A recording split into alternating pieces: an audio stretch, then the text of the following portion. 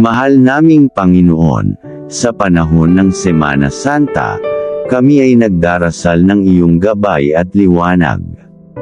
Tulungan mo kaming maunawaan ang kahalagahan ng mga pangyayari sa linggong ito. Sa iyong paghihirap at kamatayan, ipinakita mo sa amin ang tunay na kahulugan ng pag-ibig at sakripisyo. Gabayan mo kami sa aming pagninilay-nilay.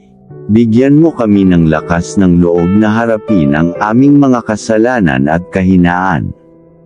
Tulungan mo kaming magbagong buhay at maging higit na mabuti at mapagmahal na tao.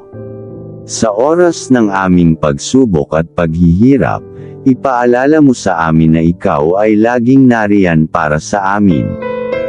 Tulad ng iyong pagkabuhay mula sa kamatayan, bigyan mo kami ng pag-asa na makakabangon din kami mula sa aming mga pagkakamali.